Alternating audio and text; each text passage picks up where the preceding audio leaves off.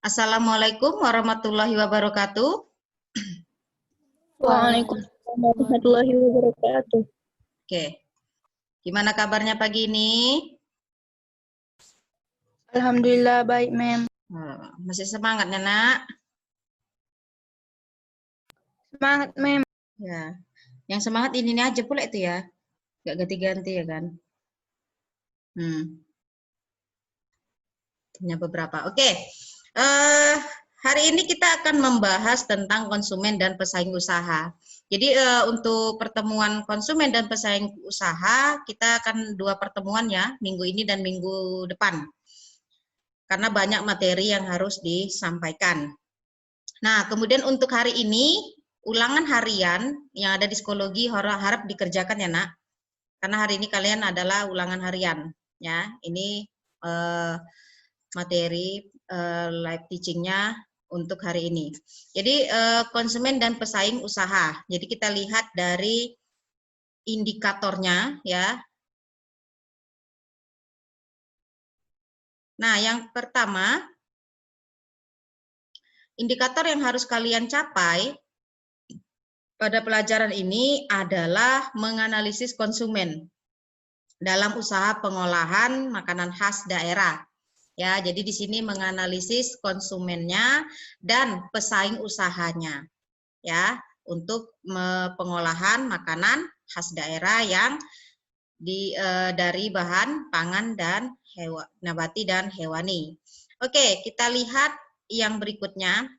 Ya, pertama kita akan pengenalan konsumen. Pengenalan konsumen yang pertama itu apa sih konsumen gitu. Saya rasa sekalian sudah tahu karena kelas 10 juga sudah belajar tentang konsumen. Jadi konsumen itu adalah orang pemakai barang ataupun jasa ya, ataupun orang yang menghabiskan barang atau jasa yang tersedia dalam masyarakat ya. Baik kepentingan diri sendiri, keluarga, orang lain maupun makhluk hidup lain dan tidak untuk diperdagangkan. Jadi biasanya kalau udah di tangan konsumen itu bukan untuk dijual lagi tapi untuk dipakai. Kalau dijual lagi apa namanya? Bukan konsumen. Berarti dia bisa jadi distribusi ataupun penjual. Nah, kita lihat kalau menurut pasal 1 angka 2 Undang-Undang PK ya, konsumen ini merupakan setiap orang pemakai barang ya ataupun jasa yang tersedia dalam masyarakat. Ya, jadi di sini baik bagi kepentingan diri sendiri, keluarga orang lain maupun makhluk hidup lainnya dan tidak untuk diperdagangkan. Jadi ini pengertian konsumen diambil dari pasal 1 angka 2 Undang-Undang PK. Nah, di dalam kepustakaan ekonomi, konsumen ini dikenal ya, yaitu ada namanya konsumen akhir dan konsumen antara. Kalau konsumen akhir ini merupakan pengguna atau pemanfaat akhir dari suatu produk. Jadi berakhir di tangan tersebut, di konsumen tersebut. Tapi kalau konsumen antara, di sini konsumen yang menggunakan suatu produk sebagai bagian dari proses produksi suatu produk lainnya, ya. Jadi di sini merupakan bagian dari proses produksi suatu produk lainnya. Jadi pengertian konsumen dalam undang-undang adalah konsumen akhir. Ya, dalam undang-undang ini merupakan konsumen akhir, bukan konsumen antara. Nah, kita lihat dari ciri-ciri konsumen. Ciri-ciri konsumen ada 2 wujud konsumen. Yang pertama, personal consumer. Nah, kalau personal consumer, di sini konsumen membeli atau menggunakan barang atau jasa untuk penggunaannya sendiri. Jadi tidak untuk orang lain, tapi untuk digunakan sendiri. Sedangkan kalau organizational consumer, ini merupakan konsumen dengan membeli ataupun menggunakan barang jasa untuk memenuhi kebutuhan dan menjalankan organisasi tersebut. Jadi untuk kepentingan bersama, bukan untuk kepentingan pribadi. Itu perbedaan dari konsumen, personal consumer dan organizational consumer. Nah, kita lihat dari organisasional consumer. Ya, yang pertama production concept ya atau konsep produk. Jadi di sini lebih pada produk-produk yang harganya lebih murah ya. Jadi konsumen biasanya melihat produk-produk yang lebih murah ya. Kemudian untuk objek marketingnya juga itu biasanya murah ya. Produksinya juga lebih efisien dan distribusi yang intensif. Kemudian yang kedua produk konsep ya. Kalau tadi kan production-nya, proses produksinya. Nah, kalau ini produk konsep, jadi konsep produknya. Di sini biasanya konsumen menggunakan atau membeli produk yang ditawarkan, ya, memiliki kualitas yang tinggi, kemudian performa yang terbaik, dan memiliki fitur-fitur yang lengkap. Nah, kemudian ada selling concept, ya, konsep penjualannya. Di sini biasanya marketer ya memiliki tujuan utama yaitu dengan menjual produk yang diputuskan secara sepihak untuk diproduksi. Nah, kemudian marketing konsep ya, konsep pemasarannya ini juga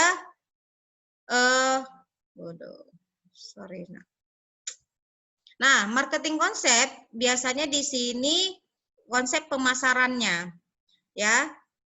Nah, biasanya di sini perusahaan mengetahui konsumen melalui riset atau penelitian yang sudah dilakukan sebelumnya.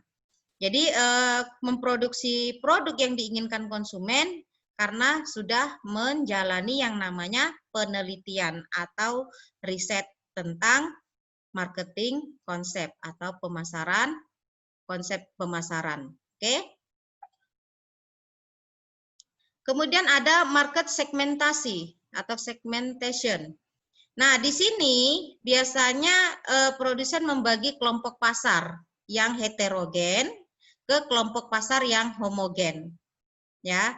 Dan ada lagi market targeting. Jadi di sini produsen biasanya memilih salah satu lebih segmen yang mengidentifikasikan perusahaan untuk menentukan. Jadi di sini merupakan targetnya. Kemudian positioning ya, di sini tujuannya adalah untuk mengembangkan pemikiran yang berbeda untuk barang dan jasa yang ada dalam pikiran konsumen. Nah, kita lihat kemudian menyediakan nilai pelanggan ya. Kalau menyediakan nilai pelanggan ini biasanya rasio antara keuntungan yang dirasakan dari sumber-sumber ekonomi, fungsional dan psikologi itu digunakan untuk menghasilkan keuntungan tersebut. Jadi keuntungan yang telah dirasakan berupa relatif dan subjektif. Kemudian berikutnya ada kepuasan pelanggan. Ini sangat penting kalau dia dari segi pemasaran. Jadi kepuasan pelanggan ini biasanya kalau pelanggan merasa puas untuk suatu produk, maka dia akan tetap mengkonsumsi barang tersebut. Tapi kalau dia tidak merasa puas, maka dia akan beralih ke produk yang lain. Jadi di sini kepuasan pelanggan adalah persepsi individu dari performa produk ataupun jasa dalam hubungannya dengan harapan-harapan tertentu. Nah, kemudian ada mempertahankan konsumen. Mempertahankan konsumen itu lebih sulit daripada mencari konsumen. Ya. Karena kalau mempertahankan konsumen ini berarti konsumen harus benar-benar puas terhadap produk yang ia konsumsi. Tidak beralih ke produk yang lain. Jadi bagaimana cara untuk mempertahankan agar konsumen tetap loyal dengan produk yang kita buat ya. Jadi di sini mempertahankan konsumen jauh lebih sulit daripada mencari konsumen. Karena nilai kepuasan konsumen itu lebih mahal ya untuk mempertahankan produk yang bisa tetap digunakan dari perusahaan yang kita keluarkan. Ya. Nah, kemudian etika pasar dalam tanggung jawab sosial. Nah, etika pasar dalam tanggung jawab sosial, di sini ada model sederhana dari pengambilan keputusan ya yang dibuat oleh pelanggan. Yang pertama, input stake. Jadi di sini mempengaruhi pengakuan konsumen dari sebuah kebutuhan produk dan terdiri dari dua sumber informasi, yaitu usaha pemasaran, perusahaan, dan pengaruh sosiologi dari luar pelanggan. Kemudian ada output stake. Ya, di sini terdiri dari dua pendekatan yang erat hubungannya dengan aktivitas pengambilan keputusan yang sudah diambil. Oke, kita lihat dari mengenal desain. Nah, kalau untuk mengenal desain, jadi di sini merupakan satu seni dan desainnya. Nah, seni itu merupakan pola pikir untuk membentuk ekspresi murni yang cenderung fokus pada nilai estetis dan pemaknaan secara privasi. Jadi, sedangkan desain itu merupakan suatu pemikiran baru atas fundamental seni dengan tidak hanya menitik beratkan pada nilai estetik, namun juga aspek fungsi dan latar industri secara massa, yang memang pada realitanya pengertian desain ini tidak hanya digunakan dalam suatu dunia seni rupa, tapi juga di bidang teknologi dan rekayasa dan lain-lainnya. Jadi desain ini lebih spesifik daripada seni. Kalau seni kan banyak, tapi kalau desain itu lebih cenderung kemana? Ya, lebih dispesifikkan. Nah, kita lihat dari prinsip-prinsip desain. Nah, prinsip desain, ada 7 prinsip yang harus diketahui dalam dunia desain. Yang pertama, keseimbangan. Ya, keseimbangan dalam membuat sketsa tadi. Jadi desain itu harus mempunyai keseimbangan, baik dia segi warna, kemudian dari tulisan, itu harus benar-benar diperhatikan. Kemudian kesatuan gitu. Jadi di sini kesatuan baik dari segi katanya, kata-katanya, baru hurufnya, perpaduan desainnya itu harus punyai satu kesatuan, tidak istilahnya kalau kita tidak tabrak lari. Nah, kemudian ada perbandingan. Nah, ada perbandingan maksudnya adalah perbedaan dengan produk yang lain. Jadi diusahakan tidak seperti sama desainnya itu dengan produk yang lain, harus ada perbandingan. Ya, tidak boleh sama karena itu merupakan hak cipta dari masing-masing desain perusahaan. Kemudian urutannya bagaimana? Kan tidak mungkin gambar dulu ataupun komposisi dulu baru judul. Jadi di sini urutannya juga harus jelas. Kemudian irama.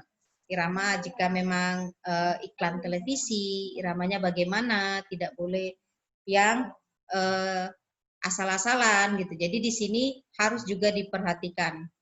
Kemudian irama tadi skala. Nah, skalanya juga harus diperhatikan. Kalau dia di media cetak, skalanya berapa? Kalau media televisi juga mempunyai skala gambar berapa? Ya, skala kemasannya gimana? Jadi pokoknya di sini harus diperhatikan sesuai dengan desain yang akan dibuat.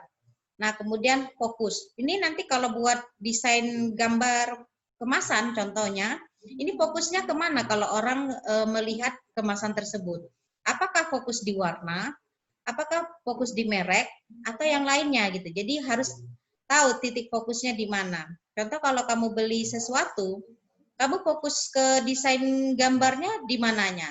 Pasti nama produknya kan? Nah, jadi di sini harus difokuskan ke nama produknya, sehingga orang tidak salah fokus. Nah, kemudian kita lihat dari metode desain. Metode desain ini merupakan cara yang dilakukan oleh desainer ya untuk menghasilkan karya desain. Jadi metode yang umum digunakan itu biasanya exploiting ya, exploiting yaitu cari inspirasi dengan berpikir secara kritis untuk menghasilkan suatu desain yang belum pernah diciptakan. Jadi desain ini tidak boleh meniru desain yang lain. Kemudian redefining, Ya, ini juga harus diperhatikan, mengolah kembali suatu desain agar menjadi bentuk yang berbeda dan lebih baik. Ya, kemudian managing. Jadi menciptakan desain secara berkelanjutan dan terus-menerus. Itu harus sama, prinsip yang tadi itu harus tetap gitu, tidak boleh berubah. Kemudian prototyping, ya, di sini memperbaiki atau memodifikasi desain warisan nenek moyang.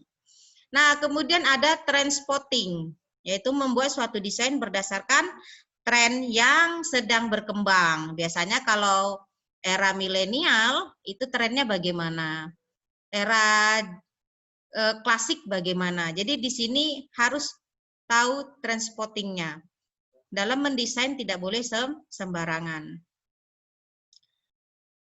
Oke, itu saja ya untuk topik hari ini. Minggu depan kita akan mempelajari tentang pesaing usahanya. Jadi tadi masih mengenal tentang konsumennya. Sampai di sini bisa dipahami, Nak? Bisa, Mem. Oke, udah jelas semuanya? Ada yang ingin ditanyakan? Oke, jika tidak ada, kita lanjut ke agama ya. Saya sudahi. Assalamualaikum warahmatullahi wabarakatuh. Waalaikumsalam warahmatullahi wabarakatuh.